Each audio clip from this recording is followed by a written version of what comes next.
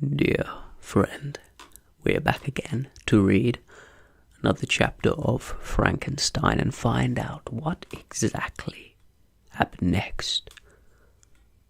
In the last chapter, we were following the demon's recount of his personal experience of adjusting to life.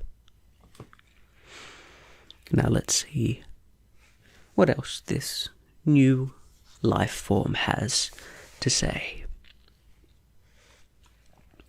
I now hasten to the more moving parts of my story. I shall relate events that impressed me with feelings which, from what I had been, have made me what I am. Spring advanced rapidly.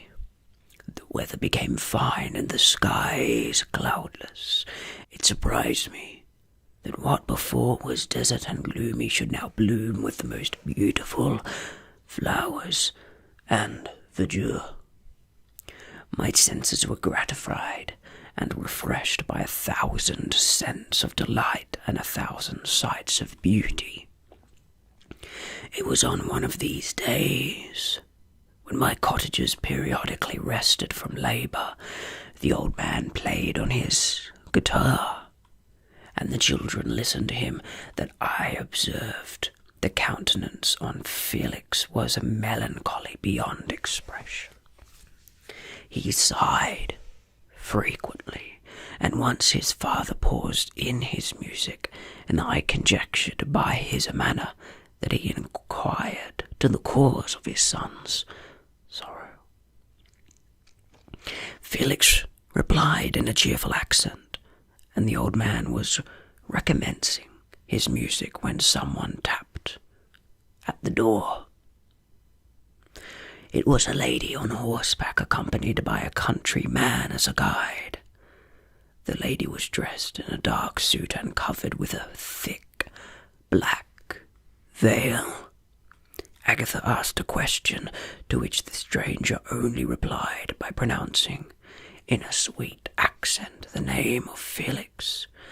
Her voice was musical, but unlike that of either of my friends.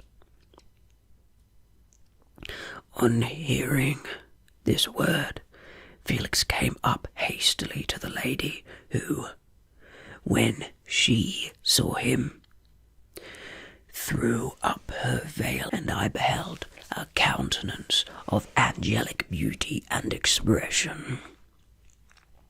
Her hair of a shining raven black, and curiously braided. Her eyes were dark but gentle, although animated. Her features of a regular proportion, her complexion wondrously fair, each cheek tinged with a lovely pink. Felix seemed ravished with delight when he saw her. Every trait of sorrow vanished from his face, and it instantly expressed a degree of ecstatic joy, of which I could hardly believe it capable. His eyes sparkled as his cheeks flushed with pleasure, and at this moment I thought him as beautiful as the stranger. She appeared affected by different feelings, wiping a few tears from her lovely eyes. She held out her hand to Felix, who kissed it rapturously and called her, as well as I could distinguish, his sweet Arabian. She did not appear to understand him, but smiled. He assisted her to dismount, and dismissing her guide, conducted her into the cottage. Some conversation took place between him and his father, and the young stranger knelt at the old man's feet, and would have kissed his hand, but he raised her, and embraced her affectionately. I soon perceived that although the stranger uttered articulate sounds and appeared to have a language of her own, she was neither understood by nor herself understood the cottagers. They made many signs which I did not comprehend, but I saw that her presence diffused a gladness through the cottage, dispelling their sorrow.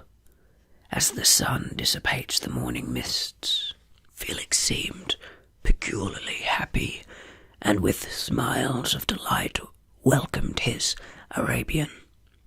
Agatha, the ever-gentle Agatha, kissed the hands of the lovely stranger and pointed to her brother, made signs which appeared to mean that he had been sorrowful until she came. Some hours passed thus, while they, by their countenances, expressed joy, the cause of which I did not comprehend.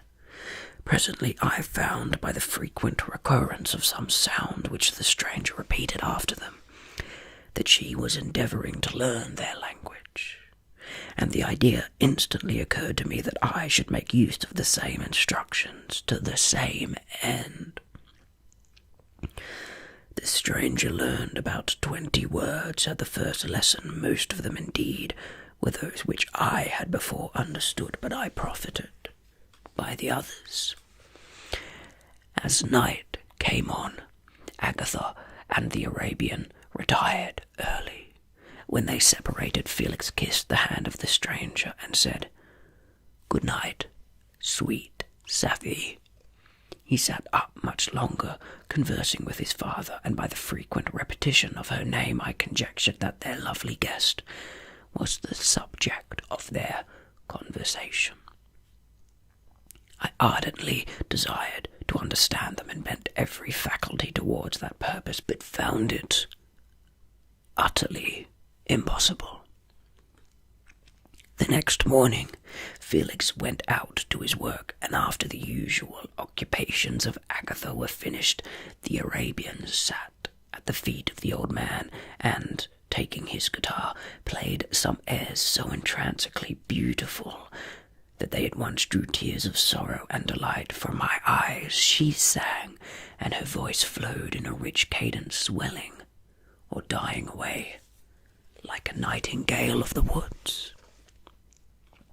When she had finished, she gave the guitar to Agatha, who at first declined it. She played a simple air, and her voice accompanied it in sweet accents, but unlike the wondrous strain of the stranger. The old man appeared enraptured, and said some words which Agatha endeavoured to explain to Safie, and by which he appeared to wish to express that she bestowed on him the greatest delight by her music. The days now passed as peaceably as before, with the sole alteration that joy had taken place of sadness in the countenances of my friends. Safie was always gay and happy. She and I improved rapidly in the knowledge of language, so that in 2 months I began to comprehend most of the words uttered by my protectors. In the meanwhile, also the black ground was covered with herbage, and the green banks interspersed with innumerable flowers sweet to the scent and the eyes, stars of pale radiance among the moonlight woods, and the sun became warmer, the night clear and balmy, and my nocturnal rambles were an extreme pleasure to me, although they were considerably shortened by the late setting and early rising of the sun. For I never ventured abroad during daylight, fearful of meeting with the same treatment I had formerly endured in the first village which I entered. My days were spent in close attention that I might more speedily master the language, and I may boast that I improved more rapidly than the Arabian, who understood very little and conversed in broken accents, whilst I comprehended and could imitate almost every word that was spoken. While I improved in speech, I also learned the science of letters, as it was taught to the stranger, and this opened before me a wild field of wonder and delight. The book from which Felix instructed Safie was Volney's Ruins of Empires. I shouldn't have understood the purport of this book had not Felix, in reading it, given very minute explanations. He had chosen this work, he said, because the declamatory style was framed in imitation of the Eastern authors. Through this work I obtained a cursory knowledge of history, and a view of the several empires at present existing in the world. It gave me an insight into the manners, governments, and religions of the different nations of the earth. I heard of the slothful Asiatics, of the stupendous genius and mental activities of the Grecians, of the wars and the wondrous virtue of the early Romans, of their subsequent degeneration, of the decline, that mighty empire, of chivalry, Christianity, and kings.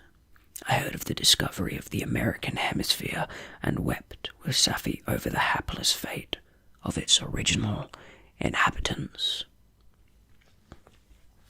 These wondrous narratives inspired me with strange feelings.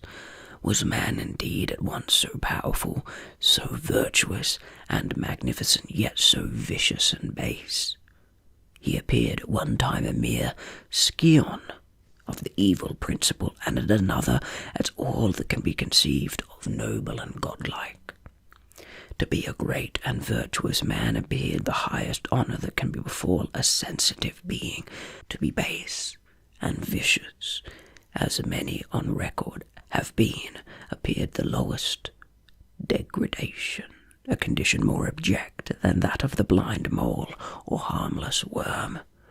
For a long time I could not conceive how one man could go forth to murder his fellow, or even why there were laws and governments, but when I heard details of vice and bloodshed, my wonder ceased, and I turned away with disgust and loathing.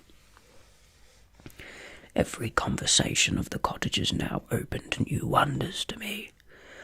While I listened to the instructions which Felix bestowed upon the Arabian, the strange system of human society was explained to me.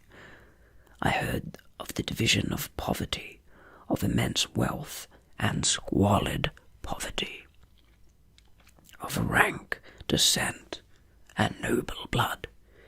The words induced me to turn towards myself. I learned that the possessions most esteemed by your fellow creatures were high and unsullied descent united with riches. A man might be respected with only one of these advantages, but without either he was considered, except in very rare instances, as a vagabond and a slave, doomed to waste his powers for the profits of the chosen few. And what was I of my creation and creator? I was absolutely ignorant, but I knew that I possessed no money, no friends, no kind of property.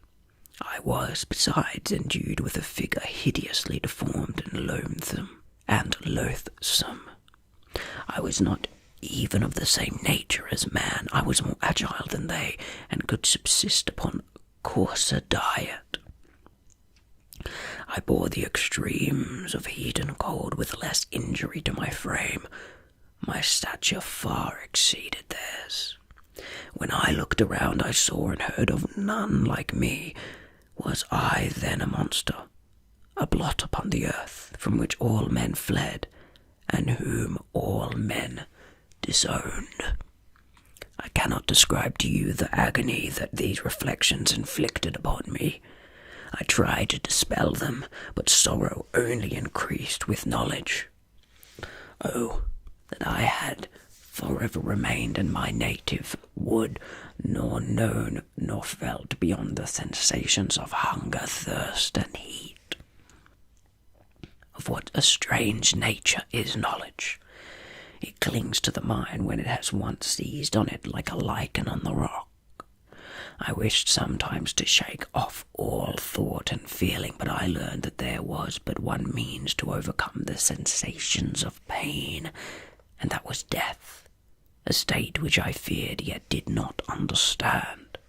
I admired virtue and good feelings, and loved the gentle manners and amiable qualities of my cottagers, but I was shut out from intercourse with them, except through means which I obtained by stealth, when I was unseen and unknown, and which rather increased than satisfied the desire I had of becoming one among my fellows.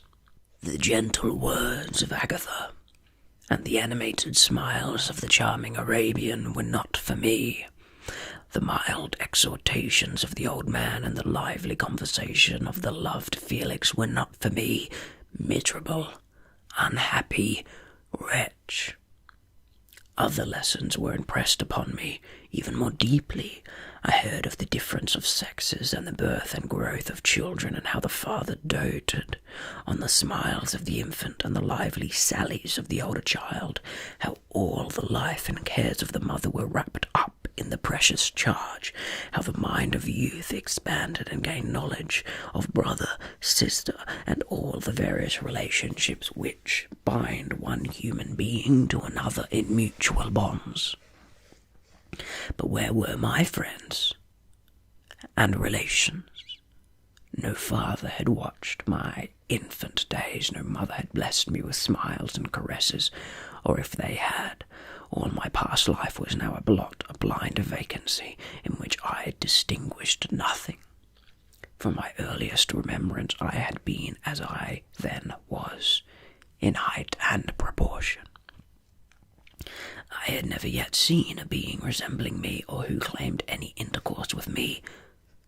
What was I? The question again recurred, to be answered only with groans. I will soon explain to what these feelings tended, but allow me now to return to the cottagers, whose story excited me in such various feelings of indignation, delight, and wonder, but which all terminated in additional love and reverence for my protectors. For so I loved, in an innocent, half-painful self-deceit, to call them. And that is the end of that chapter, where the demon continues his explanation, and there we are to see how the demon learnt the art and skills of language and reading. It's definitely a good plot device that there is a foreigner who they are teaching English, as I suspect that not many other plot devices would allow for the character to learn English besides someone taking him in. But given his countenance, as the author likes to say, and his stature, I find that to be an unlikely thing to happen. So, thank you so much for joining me, dear friend. We'll find somewhere safe to read the next chapter and continue our study. Have a good rest, a good break, a good pause, a good reprieve, and I will see you in the next chapter. Goodbye.